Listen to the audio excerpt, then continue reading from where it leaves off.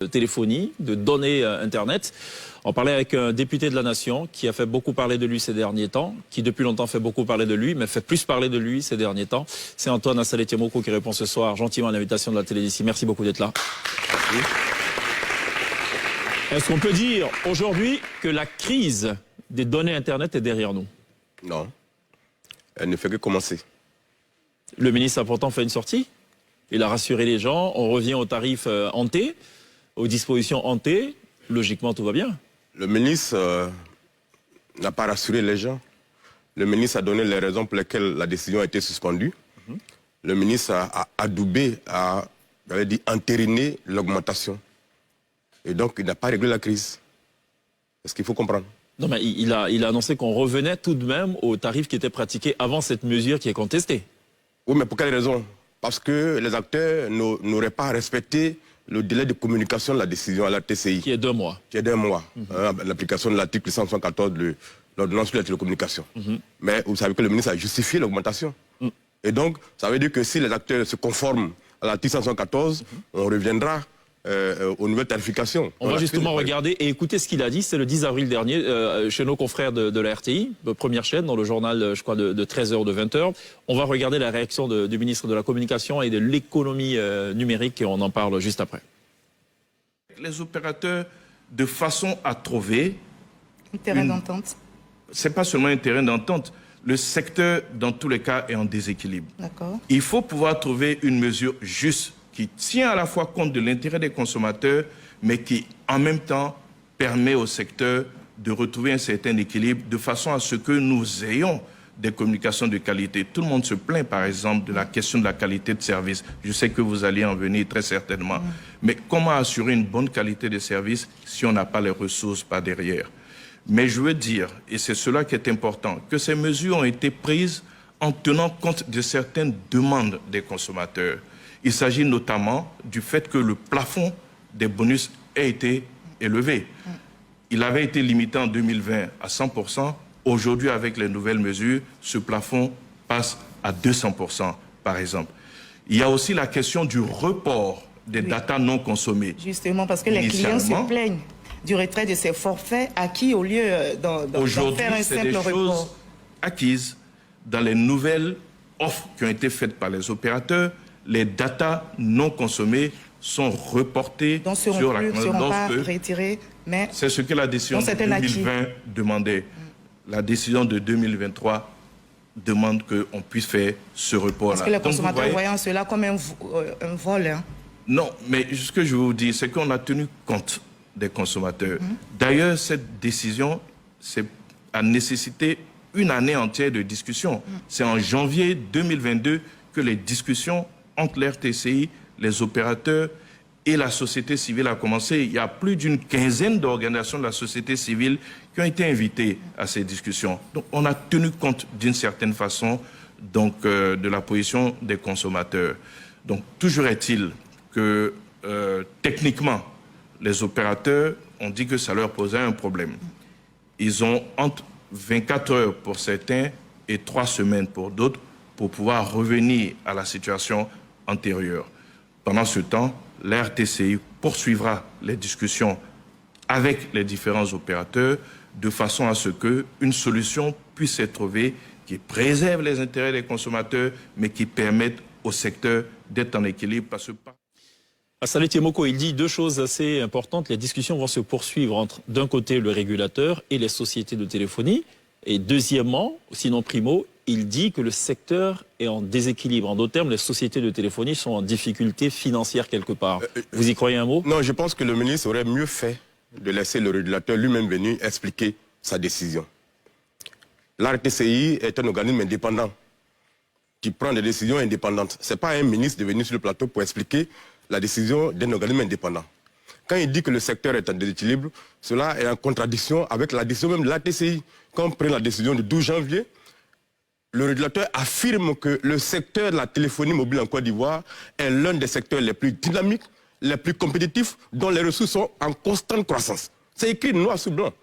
C'est en contradiction flagrante avec ce que le ministre dit. Première chose.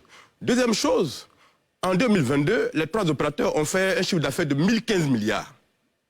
1015 milliards. Mais ce n'est pas le bénéfice, c'est pas le résultat net. C'est pas le bénéfice. C'est le chiffre d'affaires. Le chiffre d'affaires a atteint 1015 milliards. Les bénéfices qui ont été engrangés par rapport à ça, un opérateur a fait 126 milliards de bénéfices nets. 126 milliards de bénéfices nets. Quand les autres frôlent les 100 milliards de bénéfices. Donc ce n'est pas un secteur qui est sinistré. C'est un secteur qui est en pleine croissance et les prix qui viennent d'être annoncés n'avaient aucune raison d'être appliqués, d'être annoncés. Est-ce que vous avez discuté avec les sociétés de téléphonie pour connaître quand même leurs arguments? Bien sûr. Vous savez qu'à la base, je suis journaliste d'investigation. Donc une telle campagne, ma casquette de journaliste me permet d'aller un peu pour ouvrir des portes. Dans cette affaire, il y a deux choses que je voulais préciser. Quand le ministre dit que les datas ne seront plus maintenant récupérées si elles n'ont pas été consommées, ce n'est pas une décision nouvelle, ce n'est pas une révolution. C'est quelque chose qu'on a combattu depuis des années, que les opérateurs n'ont pas le droit de récupérer les produits non consommés qui sont déjà achetés et sur la base desquels ils délivrent des reçus. L'RTCI en 2020 a pris une décision pour demander aux opérateurs de ne pas retirer les avantages acquis. Justement, le ministre dit dans cette même interview que vous faites une sorte de récupération parce que c'est une décision qui avait déjà été prise. Je vais revenir là-dessus. Les avantages acquis sont interdits de retrait depuis 2020 par une décision de régulateur qui est rentrée à l'application définitive. Mais dans la décision de 2023, le régulateur dit que les opérateurs n'ont pas appliqué cette décision. Il écrit noir sur blanc. Ça veut dire que de 2020 à 2022, en dépit de la décision, les opérateurs ont retiré à leurs clients tous les avantages acquis. Moi-même qui vous parle ici, c'est pratiquement 20 000 francs qu'on m'a retiré pendant chaque mois, pendant 2 ans. Et donc, tout cet argent qui a été retiré de façon totalement illégale. Mais quand le régulateur constate ça, au lieu de demander aux opérateurs de rembourser, il passe ça en perte de profit et leur dit désormais, vous devez appliquer ou on vous sanctionne. Il faut appliquer. Ce qui n'est pas normal. Quand le ministre dit que l'ATCI le 7 avril avait déjà pris une décision pour suspendre les augmentations et que c'est parce que certaines personnes auraient appris ça qu'ils auraient fait de la récupération, j'estime qu'un ministre doit faire un peu attention à ce qu'il dit. On parle aux Ivoiriens, on parle au peuple. Le ministre, il est avec le gouvernement. Il prend des décisions qui s'appliquent sur tout le peuple. Le député, il représente le peuple. Donc il vérifie l'efficacité ou non des décisions du gouvernement sur le peuple. Donc nos fonctions sont différentes. Le 7 avril, à 19h, l'RTCI a fait un communiqué qui a été diffusé publiquement, tout le monde a vu ce communiqué, dans lequel ils disent qu'ils n'ont pas augmenté le coût de la data, mais que les opérateurs sont libres de fixer des prix. Et qu'eux ont réduit le prix plancher de 0,2 francs pour arriver à 0,8 francs. 0,8 francs. Dans ce communiqué, nulle part, l'ATCI ne mentionne avoir pris une décision pour demander aux régulateurs de suspendre leur décision. Ça dit nulle part. Aux sociétés de téléphonie. Voilà. D'accord. Donc, le ministre n'est pas exact. Ensuite, cette décision du 7 avril, dont on parle tant, moi je l'ai apprise. J'ai découvert son existence le dimanche 9 avril à 4h du matin. Ma vidéo qui appelle au boycott a été faite le vendredi à 20h30. Et c'est le dimanche que j'ai appris l'existence du courrier qui demandait la suspension. Donc le ministre qui dit n'est pas vrai.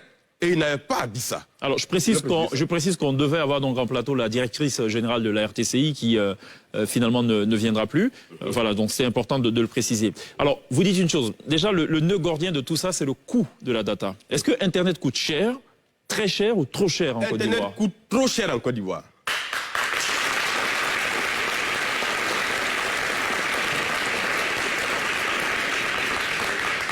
Internet coûte trop cher en Côte d'Ivoire et les coûts pratiqués ici ne sont pas conformes par rapport aux bénéfices que réalisent les opérateurs. Vous avez parlé quand même, vous avez sorti un mot qui est assez lourd de sens, vous avez parlé de dumping. Vous simplifiez les choses pour que les Ivoiriens comprennent. Quand on dit dumping, ça veut dire qu'on accepte de perdre beaucoup d'argent ailleurs et de se rattraper ailleurs. Et c'est d'ailleurs ce mot qui explique un peu ce qui s'est passé aujourd'hui dans cette affaire de régulateur. Vous savez, le prix plancher qui a été fixé en 2020, il a été fait à la demande d'un des opérateurs de téléphonie. Un parmi eux estimait que ses concurrents pratiquaient des prix qui était en dessous d'une certaine norme et par conséquent récupérait ses clients lui. Quand on prenait la décision 2023 de l'ARTCI, le crime est dans la décision. Ce qui justifie cette décision est dans la décision. Quelque part dans la décision, on vous dit, sur le segment Internet mobile, les 3 opérateurs ont vu leur revenu augmenter. Je ne sais pas si on peut citer le nom. La décision est publique. Hein. Il y en a 3 dans tous les cas. Voilà. Bon. Move a réalisé une croissance de revenus sur le segment Internet mobile de 43% en 2023. Pardon, 2022. 43%. MTN a réalisé 32% en 2022. D'accord? Et Orange a réalisé seulement 23%. Vous voyez que MTN et Move sont largement au devant de Orange. Pourquoi? Parce que les deux acteurs en question ont pratiqué des prix qui sont relativement abordables. Et donc, ont tiré plus de clients. Et c'est dans la décision. Alors, donc, c'est pour pouvoir empêcher les deux autres de continuer à pratiquer ces prix-là pour que le grand continue à perdre, qu'on a voulu harmoniser. Ce qui est une violation de la loi sur la concurrence. Le consommateur ne profite que quand il y a une libre concurrence. Mais quand vous fixez un prix plancher, ça veut dire que vous obligez tous les acteurs à faire le même prix. C'est une entente illégitime. Non, attention. Non, la loi prévoit de fixer un prix plancher et un prix plafond. La loi et dans l'intervalle, chaque opérateur... La loi ne prévoit pas ça dans la téléphonie mobile. L'ARTCI n'a pas compétence pour fixer un prix plancher. L'ARTCI n'intervient que sur les prix de gros, l'interconnexion. Ils n'ont pas compétence pour intervenir dans le prix du détail. Il faut comprendre ça. Et donc, il n'avait pas à intervenir à ce niveau-là. Puisque l'article 72 de la loi sur les télécommunications dit quoi? L'ARTCI a pour fonction de protéger les intérêts des consommateurs et des opérateurs. Quand vous mettez le prix plancher à 1 franc, ou bien à 0,8 francs, avec la TVA dessus, on passe à 1 franc. Donc le mégaoctet devient pratiquement 1 franc, et donc le giga devient 1000 francs. C'est un coût qui est même élevé plus qu'en Somalie. Vous voyez? Alors, quand le ministre dit que le secteur est en déséquilibre, il faut harmoniser les prix pour que le secteur soit compétitif, ça veut dire quoi? Ça veut dire que parce que des opérateurs économiques internationaux font une pratique commerciale pour avoir plus de clients, et donc ça pose des problèmes à certains, l'ARTCI va décider qu'on augmente le coût en sachant très bien que les Ivoiriens ne pourraient pas payer. Et donc, on tient compte uniquement des intérêts des opérateurs et ceux des consommateurs sont brimés. Qu'est-ce que l'ARTC vous dit? Je vais terminer dessus. Ouais. Ce qui est la vérité, c'est que dans cette affaire, et je vous l'ai dit, elle est plus profonde qu'on ne le pensait. C'est-à-dire? C'est-à-dire que depuis le 6 février 2023, l'ARTCI a notifié sa décision aux opérateurs. D'accord? 6 février. Les opérateurs ayant vu, après tous les calculs, que s'ils pratiquent ce prix-là, les Ivoiriens vont rentrer en colère, on dit à la DCI, nous ne pourrons pas appliquer ces prix. Ce que je dis là, je le dis et je l'assume. D'accord? Si nous appliquons ces prix, nos consommateurs rentreront en colère. Permettez-nous de pratiquer un prix qui est compris entre 0,5 francs et 0,75 francs. Laissez-nous dans cette marge-là. Et à nous de jouer dans cette marge. Le 5 avril, c'est-à-dire que 24 heures avant l'entrée en vigueur de la décision, l'ARTCI a envoyé notre courrier aux opérateurs pour leur intimer l'ordre d'avoir à appliquer la décision au 6 janvier. Un courrier qui leur intime l'ordre d'avoir à l'appliquer le 6. Autrement, ils n'auraient pas appliqué. Donc on leur a dit, faites-le. Donc, ils ont fait un communiqué pour dire, c'est pas nous, c'est l'ARTCI. Pourquoi? Pourquoi l'ARTCI le fait? Il faudrait qu'on pose la question au ministre aussi.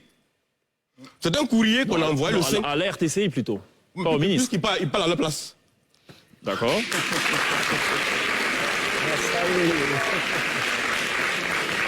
Il parle à leur place, donc ils doivent lui répondre. Donc, on a contraint les opérateurs à appliquer ce coup-là. Donc, ça a mis le feu aux poudres. Les gens commencent à se plaindre. Donc, en d'autres termes, c'est l'ARTCI qui est fautive. Mais bien sûr, c'est pour ça que je les ai appelés. J'ai échangé peut-être à 8 reprises avec la TCI entre vendredi et dimanche. Pour comprendre les motivations. Parce que, regardez bien, quand ils font leur communiqué, mais quand le ministre parle, il ne dit pas que les prix qui ont été fixés ne sont pas conformes aux réalités. Il dit que les prix sont faits parce que le secteur est en déséquilibre. Mais on a suspendu la décision parce qu'ils n'ont pas respecté la loi, le délai de communication. Donc le problème encore demeure. Or, les coûts qui ont été annoncés, on ne pourra pas les accepter. Les Ivoiriens jamais n'accepteront ces coûts-là dans ce pays-là. Donc il faut, quand il dit qu'il doit aller discuter, mais on n'a pas discuté. Les opérateurs ont écrit à la TCI pour leur dire, nous on veut appliquer un prix qui est compris entre 0,5 francs et 0,75 francs. Laissez-nous dans cet intervalle-là. Pourquoi on a à être plus royaliste que le roi? On l'a pour défendre les opérateurs téléphoniques ou bien pour défendre les Ivoiriens. La loi dit, prenez en compte les intérêts des consommateurs et ceux des opérateurs. Mais vous voulez prendre seulement en compte uniquement les intérêts des multinationales. Au nom de quoi? Voilà la question. Je me demandais juste... et puisque c'est l'actualité, tout le monde en parle aujourd'hui sur les réseaux sociaux, pourquoi est-ce que le sujet d'Internet, en fait, est pris à ce premier degré-là? Parce qu'il y a eu des augmentations auparavant, on a murmuré, ainsi de suite. Mais vraiment, en ce qui concerne il y a deux choses que vous devez retenir. C'est que dans ce pays, à cause des divisions politiques, on a réussi à segmenter le peuple. Je rappelle qu'Assalé Timokou est à ce jour le seul député indépendant à l'hémicycle. Il y en avait au départ. Voilà, il y en avait au départ, mais qui finalement ont regagné des partis politiques. C'est leur droit. Les Ivoiriens ont été divisés. De sorte que quand on pose un problème d'intérêt national, par rapport au segment politique, on noie le dossier parce que ça touche à des individus, donc mon leader n'est pas d'accord, donc je suis mon leader. Donc cette façon de faire a ouvert un boulevard qui a permis à des gens de toutes sortes, des opérateurs sans scrupules, de faire leur beurre sur la sueur du peuple ivoirien. Ça veut dire que les députés ne jouent pas le rôle.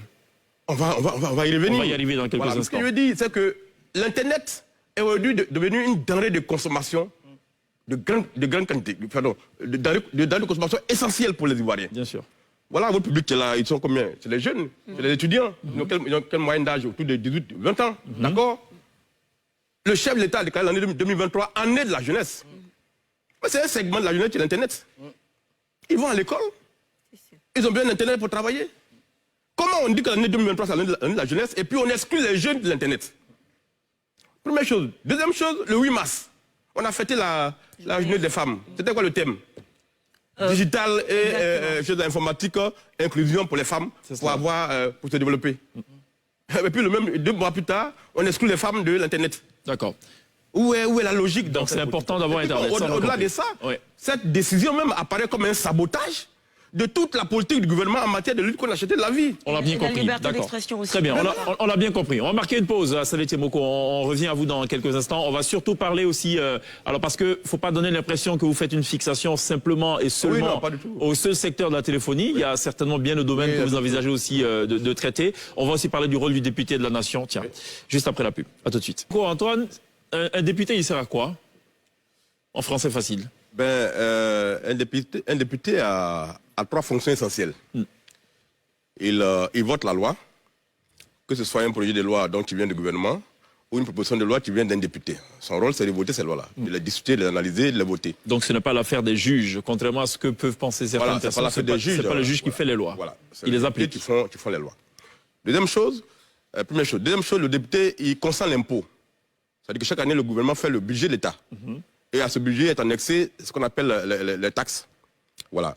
Et donc, l'annexe fiscale comprend les nouvelles taxes que l'État crée pour pouvoir gagner de l'argent. C'est aux députés de discuter de cela et de voir si elles sont conformes au niveau de vie des populations et de les voter. Quand c'est voté, ça devient un impôt, on l'applique. D'accord?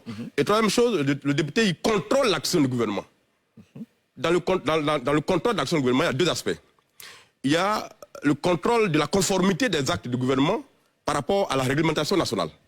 D'accord? Quand il pose un acte, c'est conforme à la Constitution, c'est conforme à nos lois, le député doit vérifier ça. La deuxième chose, c'est le contrôle de l'impact des décisions du gouvernement sur la qualité de vie des populations. Ça veut dire que si le gouvernement prend une décision et que ça ne va pas dans le sens du bénéfice de l'intérêt de la population... C'est là que le député réagit. Le député peut réagir pour l'amener à faire marche arrière, parce que le gouvernement gouverne. Le député représente. Donc il y a 2 fonctions séparées. Donc si le gouvernement et le député se mettent en entente, le peuple est en danger. Dans votre lancement de votre boycott, vous avez été soutenu par d'autres députés ou vous avez été tout seul? Ouh là là, j'ai pas été soutenu par d'autres députés. Hein, voilà. Donc, voilà un peu les fonctions. Donc, il faut qu'il y ait une séparation claire. Il y a qu'il faut qu'il y ait une séparation claire. Dans une république, il y a trois pouvoirs. Il y a l'exécutif, le président de la République et son gouvernement. Donc, eux, ils ne font pas partie du peuple. C'est très clair. Ce sont des mandataires. Ce sont des mandataires, mais leur décision, c'est le pouvoir central qui s'applique sur le peuple. D'accord?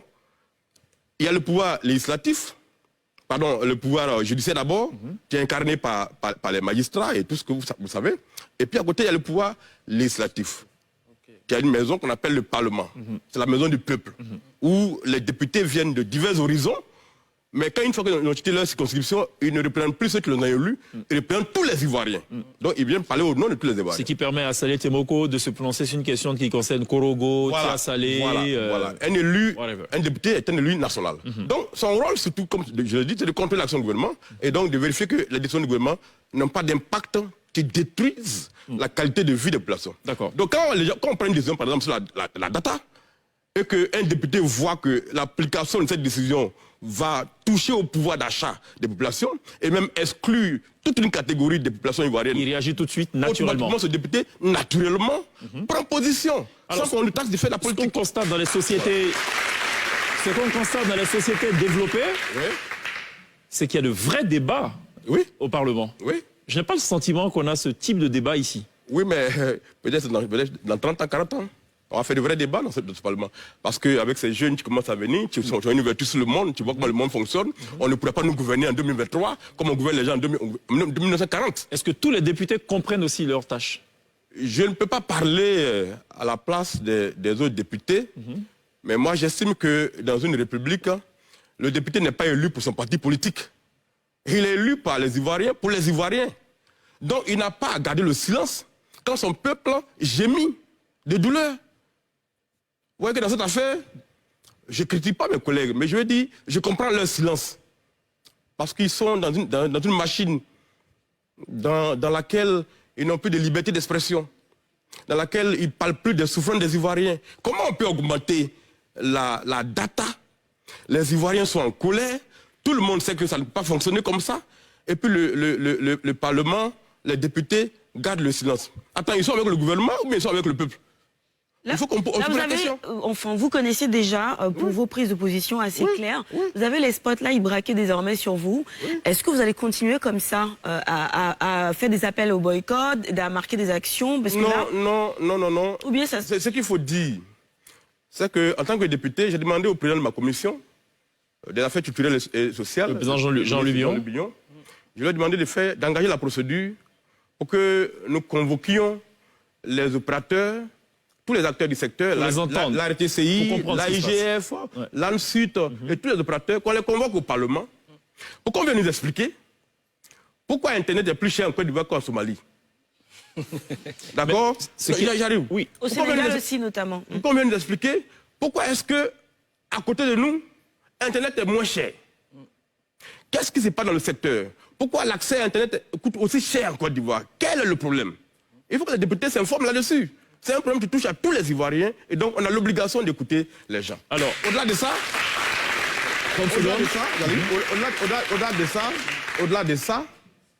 ce que je veux dire, c'est que, voyez, le ministre dit que certains veulent faire la récupération, mais moi c'est depuis le 12 octobre 2021 que je fais la récupération. Qu'est-ce que c'est la récupération? C'est depuis le 12 octobre que j'ai décidé de combattre les sociétés téléphoniques mobiles en Côte d'Ivoire parce que elle piétine nos lois. Vous voyez, dans l'ordonnance sur les télécommunications, il y a un article qui est très clair, l'article 165. Il dit quoi? Il dit que le consommateur ne peut pas être facturé pour un service qu'il n'a pas commandé ou consommé. Mais quel Ivoirien n'a pas été victime de ce qu'on lui envoie un message pour dire « Votre abonnement à tel produit est validé, on vous a prélevé 200 francs ». Depuis quand on a fait ça? C'est un vol caractérisé. À l'échelle individuelle, ça ne vaut rien, c'est indolore. Mais quand vous mettez ça à l'échelle de 10 millions de personnes, là, qui ont pris 200 francs en une seconde, vous avez combien de millions? C'est beaucoup. Cet argent-là, est-ce qu'il y a de l'impôt dessus? Il n'y a pas d'impôt dessus. Parce que ce n'est pas tracé. J'ai été rencontrer la RTCI en octobre 2022, pour leur demander, mais pourquoi est-ce que vous laissez les opérateurs prélever les Ivoiriens pour des produits qu'ils n'ont pas demandé?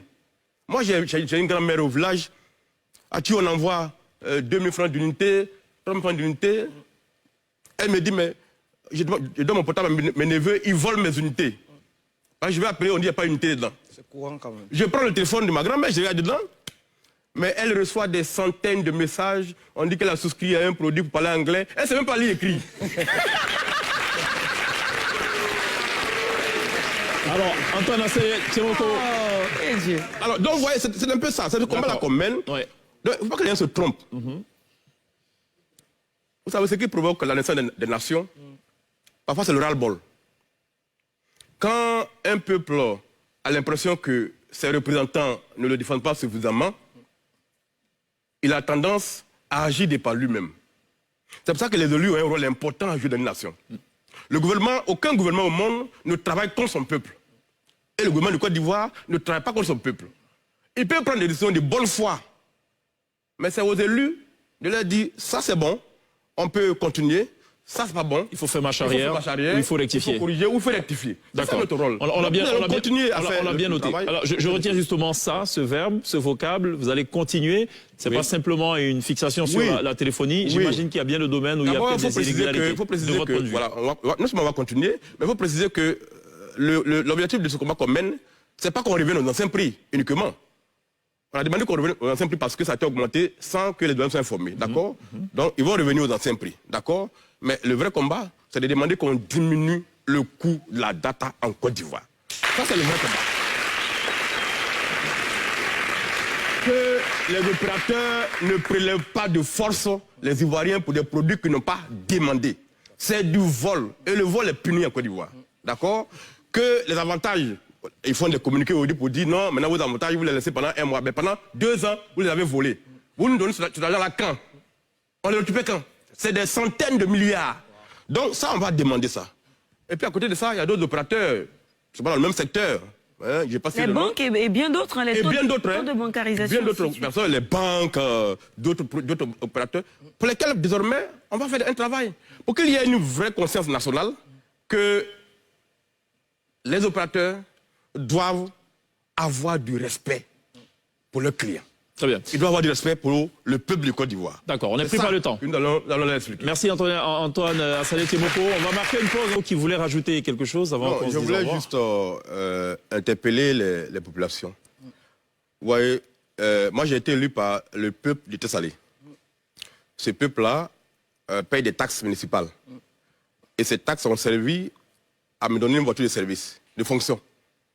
Qui coûte près de 30 millions. C'est ce que la loi dit, dans laquelle je roule aujourd'hui. Et ce même peuple m'a envoyé au Parlement, où tous les Ivoiriens maintenant me payent à hauteur de 3 millions par mois. D'accord? J'ai une assurance en tant que député de 100%. J'ai un passeport diplomatique. Tout ça grâce à qui? Le peuple. Grâce au peuple. Hein? C'est ça. Parce qu'avant eux, je n'avais pas ça. Bon, quand moi j'ai tous ces avantages-là, en retour, qu'est-ce que gagne ce peuple-là qui me donne tous ces avantages? Comment je peux me taire quand il pleure? Voilà la question que je pose. D'accord. Et je suis engagé dans ça. Ce n'est pas du populisme, ce n'est pas de la récupération politicienne. Chacun, le chef de l'État demande que chaque élu, chaque Ivoirien, là où il se trouve, joue son travail pour que les Ivoiriens avancent. C'est ce que je fais, je suis dans mon rôle. Merci beaucoup d'être passé, de nous apporter tous ces éclairages. Assalé Timoko, Antoine qui reste avec nous. Inquiétouké, on se dit à demain. Glisse. À demain.